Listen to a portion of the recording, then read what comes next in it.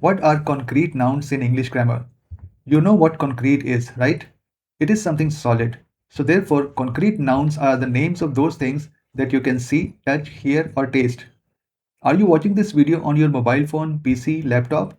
Then your mobile phone, PC, laptop is a concrete noun. But being a concrete noun doesn't mean everything needs to be solid. I will come back to it just in a while. If you can experience something with your five senses, it is a concrete noun.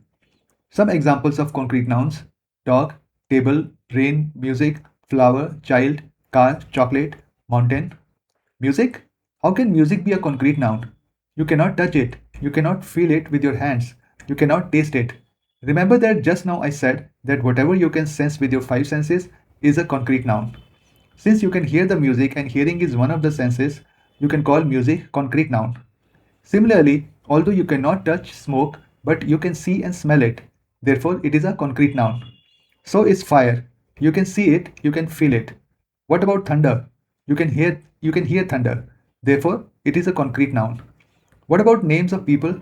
Yes, Angelina Jolie is a proper noun as well as a concrete noun because you can see her and can also feel her through other senses. Tokyo is a concrete noun because you can see, smell, and feel it. So, individuals and countries are concrete nouns. It's because you can touch them, you can see them, and you can also smell them. You also have collective concrete nouns. Some of them are team, class, family, and herd. A family is made up of people, a herd is made up of animals. Since you can see a family or a team, they are concrete nouns. The names of events, religions, and festivals are proper nouns, but they are not concrete nouns. World War II, Hinduism, Diwali are all proper nouns, but since you cannot see them, hear them, touch them, or smell them, they are not concrete nouns.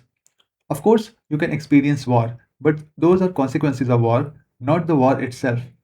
Take, for example, fear. Fear is an abstract noun and not a concrete noun.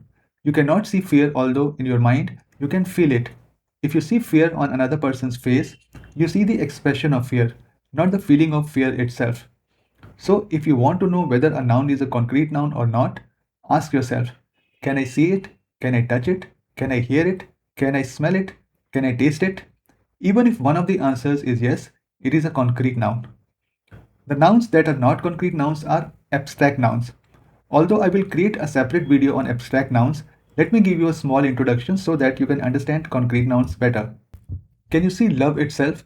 You can see a loving person. You can see acts of love such as someone caring for you. As an act of love, someone can give you a gift, but you cannot see the love itself. You can experience it, you can think about it, but you cannot see it, touch it, hear it, smell it, or taste it. Therefore, love is an abstract noun. Similarly, fear, honesty, freedom, anger, beauty, courage, success, idea, they are all abstract nouns.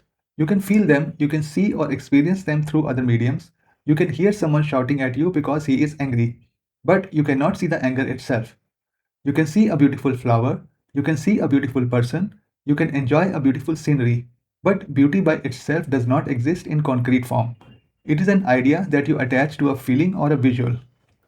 That is the difference between a concrete noun and an abstract noun.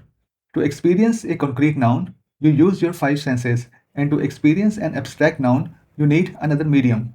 Or you can just think of or imagine an abstract noun. I hope with this video you are able to understand what are concrete nouns. If yes, please like the video, subscribe to my channel, and click the bell icon so that you receive a notification when I upload the next video.